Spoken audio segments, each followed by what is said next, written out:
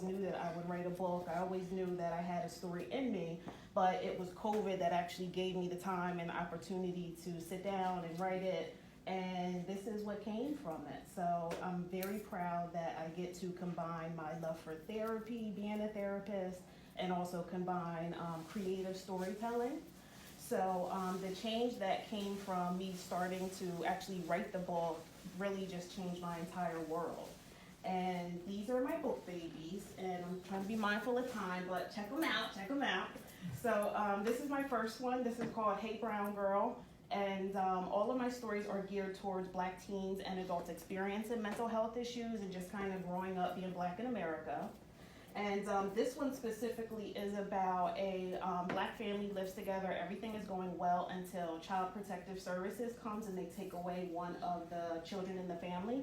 So he ends up moving in with another family. There's a photo right there on the TV stand, and it's a photo of my great-great-grandfather who was a slave back in South Carolina where my family's from. And so I get to look at that photo, and I get to say like, yo, bro, like we did it. Like we have something now. Like what you went through wasn't in vain. You being a slave wasn't in vain. I'm gonna make sure that it was worth it, right? And it's even more special because I remember, like I said, like you heard, right? I wasn't the biggest fan of school. For me, school made me feel dumb, right? And so when I got to school, like I was the kid who I wasn't that confident when it came to it. And it didn't help having 2 PhDs in your family who was like, yo, bro, like this is what we do. You feel me? This the way, this the path. And after a while, you realize like you don't personally want to go to college and things like that.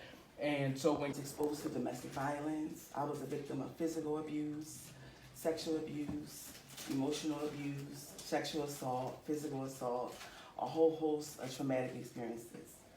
Those traumatic experiences left me in bondage for almost 20 years of my life. I just couldn't break free. I was literally living and operating through the filter of that pain. It wasn't until God let me know, probably a year ago, about a month before I lost my mother, that the key to me being free from this and beginning my journey to healing was forgiveness. And I thought I forgave, but I didn't. So I wrote this book because I wanted to let other victimized trauma people know that if you're still in this place of being stuck in that place of pain, that the first step, first of all, is breaking your silence, meaning you can be honest with your pain. You can tell your story, what happened to you. So there was a lot I didn't know. How many have ever taken a test and you thought you were going to fail the test? And you actually passed the test? Right. So I would work with these students who were first generation, low income, going to college, and a lot of them were failing out of college, and I had to find a way to help them to be more successful. And so what I decided to do was to write a book, and it was kind of crazy for me because if you thought about me at around 10 or 12, I would have never thought, I didn't even really like books. But the whole idea of writing a book that I could help young people to be successful with, that was what drove me. So I wrote the first book called 7 Secrets of How to Study. And this is all about for middle school, high school, first year college students, and adult learners. Any adult learners in here? Anybody in school right now? Yeah. So adult learners, to show them how to study, give them the steps and strategies, because I didn't know how to study.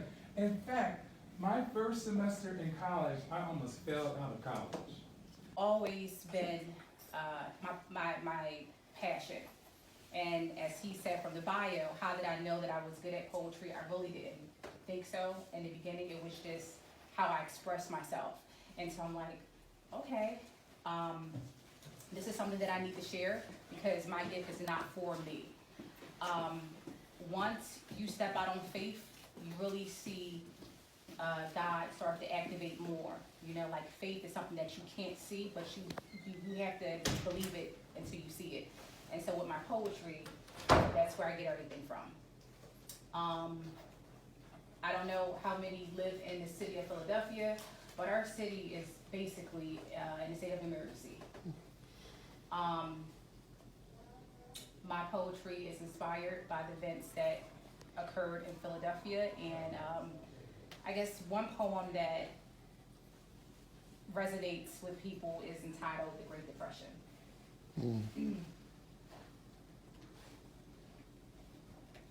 How does the overdose cope? Well, here's another scope. Missing teeth, sunken cheeks, lockjaw. I saw walking rotten meat. The Great Depression is never left. More money, more problems. Less money, more problems. The Great Depression is never left. Taking or selling drugs numbs my stress. Crystal meth, cocaine, and heroin. Can I win in America? Me being black causes hysteria. How can I save the black rose that grew from concrete to these streets? Is me being free, a figment of my imagination. A black man's rights of passage equals incarceration. Consideration for who? I tried to get a legit job, but they won't hire me. So I'm trying to be a big shot in my area until you get shot in your area. I'm trying to raise my bread, 11 bread to Louis Yee, selling dope is how they eat in these streets. The Great Depression is never left. Bullets don't have no names. They fly high, but they hit low. They hit my dog, now he's lame. My other man was a casualty to the game. How can a black man keep a steady job but not sell dope at the same time? Tick-tock, time waits for no man, pushing weights, dividing grams. Who can I trust? Too many slimy best friends. Tongues like snakes, bad blow vibes flow through handshakes. You never think you get back when it comes back empty. 20 rounds, holding up bloody mirrors. To the invisible, you can't see you. Where is your soulless black man? Is it in the prison systems? Is it conceiving babies with holes that is dug a fresh hole for you? Straight up the block and empty full clips, and the pain is being revisited by your grandmom. When will we as a majestic people get it? Are you mad by being a statistic or Black Lives Matter hashtag? Setting up GoFundMe pages. But I thought you was putting in that work. And they can't afford to put you in the dirt. You got in your own way, so you smoked the trees to get through another day. We used to hang from trees by the white hands, now die by the black hands. Bam, bam, thank you, ma'am. Playing a game that's already played you. Check us a chest, how many times did they check you? Checkmate, fly all them bullets that hit your chest. So I guess by your ashes to ashes and dust to dust, you was a real one, hun. Living your best life right now. Where are you right now? The Great Depression is never left. No one, can anyone ever make it out alive in this status empire life. Thank you. And faith and love of God. And this one, Chrysalis, is another book of poetry. It tells a story of a woman who, came from a place of pain to healing, because life is tough sometimes, and this kind of gives it gives like a glimpse into healing. And this one, Treacherous Intentions, it deals with heavy, dark subjects. It's a thriller, mystery type book, and it just tells a story of a woman who was affected by her past, and her husband was murdered, and then, it's just like who killed him and why,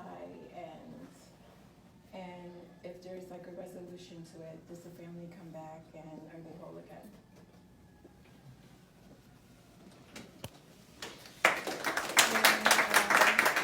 Most of my other stuff is in process. It's on Kindle, and it's a great platform. It started about a year and a half ago, and I have a YA story about, it's a thriller, a mystery type thing, and that's mostly what I write, poetry and thrillers. And I'm also dabbling into romance as well, so you can find it all there this week. Tiny, looking at this tiny tree, and people look like, hi, my name is Tiny, but it's more to than the tiny tree.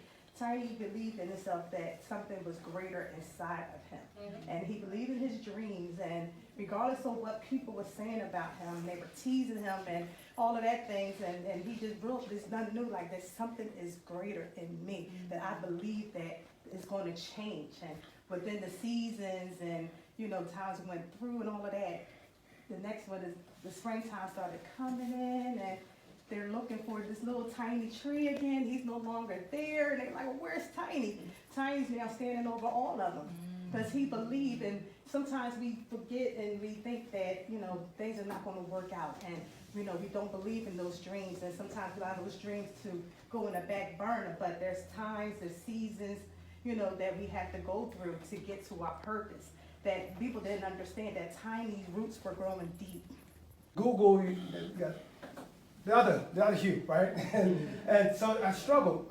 Middle school, my first invention was the clean cut. It was a pair of clippers that was able to cut the hair, and the hair was sucked into the system so that you didn't have to sweep up the hair. Now, Remington kind of took my technology. I did not know exactly how to patent my invention. I didn't know how to trademark it. So growing up in Albany, you know, you think you won $1 million once you actually invent something, but it's more to that, right? So I got discouraged over the years, and I went to Cheney, and it's funny, my good friend, I haven't seen her in almost 20 years, right? But the things that she brought to my attention was, I used to have this clothing line called Blueprint the Concept. I had this binder I used to carry it around, and on campus, I always was too ashamed of showing it because I was not confident within myself.